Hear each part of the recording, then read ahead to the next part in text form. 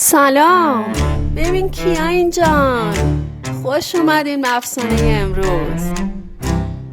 یه جایی تو دنیا هست که هواش اونقدر سرده که آدم ها قبل از اینکه قور بزنن دهنش رو یخ میزد.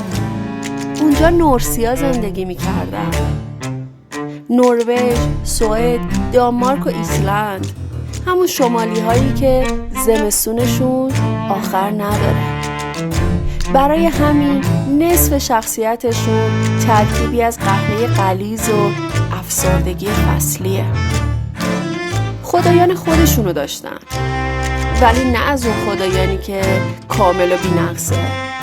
اینا گاهی خرابکاری میکردن، گاهی میجنگیدن، گاهی هم گول میخوردن. یعنی اگر خدا بودنم شوق حساب بشه، مرخصی اشتباهی هم داشتن. اودین پیرمرد دانا که نصف دانششو با درد و نصف دیگهشو با مشروب جمع کرده.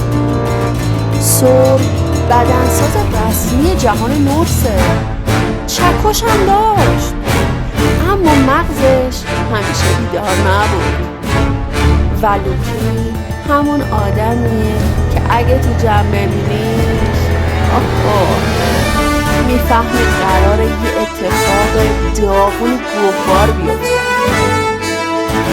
کل جهان نورس یه درخته. جدی میگم، یه درخت. نه یکی، نه دوتا، 9 تا دنیا گذاشتن. یکی برای آدم ها، یکی برای کوه‌ها، یکی برای یخزده ها. انگاری سازندش زیادی بیکار بوده. ولی پایانش خیلی عجیبه. اونا همه با هم جنگیدن، همه چیز خراب شد، همه چیز تموم شد. یه جورایی نسخه قدیمی همون فیلمای آخر زمانیه، فقط با خشونت واقعی تر. خب از کدوم شروع کنیم؟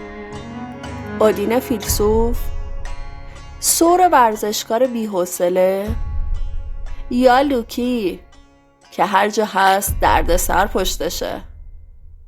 نظرتو همین الان کامنت کن، داستان شما میسازی.